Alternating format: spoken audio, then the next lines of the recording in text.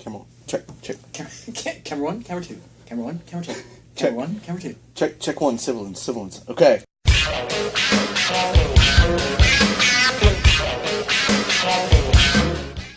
Big Fish, Double D. We hope you had a happy holidays. We had happy holidays as well. I would say Merry Christmas, but I'm being much more politically correct.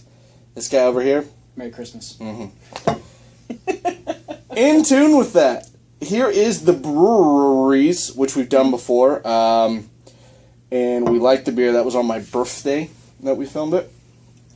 Yeah, of course. We filmed it a year ago. Actually, the first episode that we shot in the new studios was the Brewery. Remember, Trey was like, I dated a midget once. It was nuts over that girl. Oh, yeah. We had it was. I don't remember the beer. We're going to put a link right here and watch that one because it's made us laugh. It's pretty fun. Yeah. So, we have the Brewery, 6 Geese-A-Laying. And this is a play on the 12 Days of Christmas song. I guess every day is a different something, turtle midgets or whatever you drink. So this year, they've done 5 years, and then this is their 6th year, which is 6 Geese-A-Laying. It's got a little readings on there. Oh. There you go. It's a Belgian style, which is obviously with the front or back. Front or back. I don't know. What style is it? This is a Belgian style dark ale that is with Cape gooseberries. What's a Cape gooseberry? Yeah, we'll put something in there.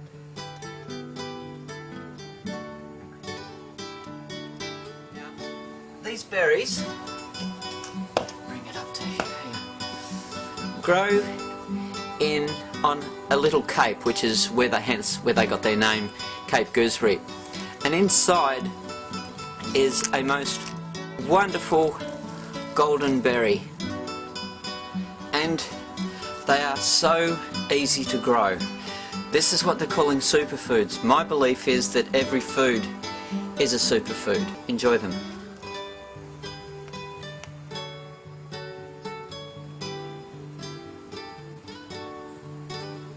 So anyway, this is 11.5% ABV. Holy, that's going to be a kick in the back. Well, yeah. Yeah. So anyway, this is the 6th verse of our 12 Years of Christmas. It's a 6th verse? Saga incorporates tangy Cape gooseberries into a subtle Belgian-style dark ale. Happy holidays. And on the backside, it says that this is suitable for aging up to 6 years. Well, that's typical of a Belgian. They usually do improve over age. They become a little more creamy and whatnot. But this one's fresh, and we don't feel like waiting. So we have zero patience. We're just going to go ahead and dig into it. Okay. I don't know. All right. I don't know. Oh, no. Thor's hammer's failing us. Oh, no, it is. Okay. There's got to be another It has, actually. bottle opener right here. Hey!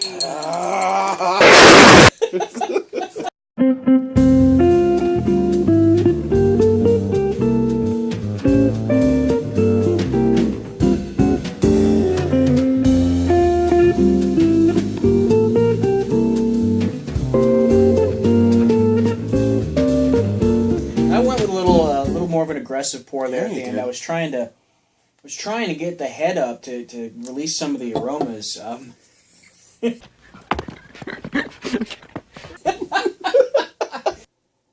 Smells like a Belgian.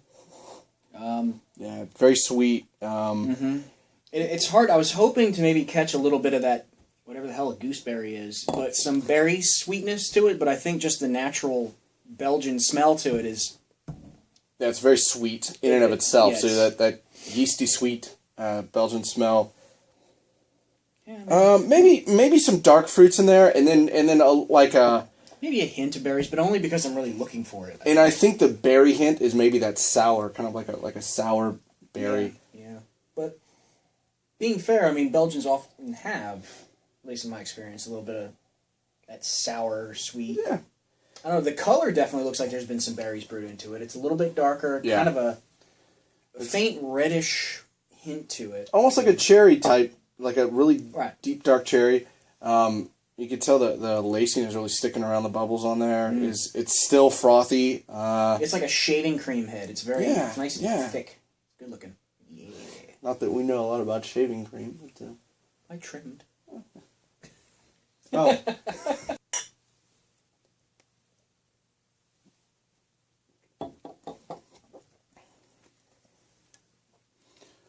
That's a meal. That was You can just about chew that. So what it lacked in the scent, I think it more than made up for in the taste. Whatever sort of berries, whatever sort of sweetness, some of that sour that we sort of picked up on the scent is definitely there in the flavors. I'm thinking dark figs, some almost like blueberry, like deep red strawberries. You know, you get the strawberries that are almost too ripe, and they're super sweet and really squishy. That's kind of what you get in there. It's definitely got a very sweet yet kind of sour. I mean, once again, I don't know what a gooseberry is, but this is a pretty tasty fruit kind of flavor that's going on here. This is what three philosophers would want to be. And that's actually what I wanted to say was a lot of times you have these beers that have fruit flavorings in them, and it feels forced. It feels juice, like it's juice. Like they just dump juice in it, which I mean, I'm sure that's what this is. The juice. But at the same time, I think with the Belgian style, at least what they've done here, the brewery, it doesn't taste forced. It doesn't taste fake or like introduced after the fact. I mean, it just blends well with the Belgian flavor. I don't really typically like Belgian beers. True. But this is actually quite good. It's very smooth. I mean, it does not taste like 11.5%. Holy moly! And here's the thing too. I think, and it's starting to warm up a bit more. You know, as we've had it. We've read online that the heat from the alcohol sort of becomes more assertive when it heats up, but it's almost chewy. The mouthfeel is it's very creamy. Yeah. Almost no alcohol burn. I don't get that warmth. I don't get that. No. And I'm not saying that I that's a bad thing. I mean, I don't really want to get that I'm drinking liquor feeling when I'm having a beer. It burns. That Bruery has done well with this. They take a lot of time to do it. They've crafted it really well.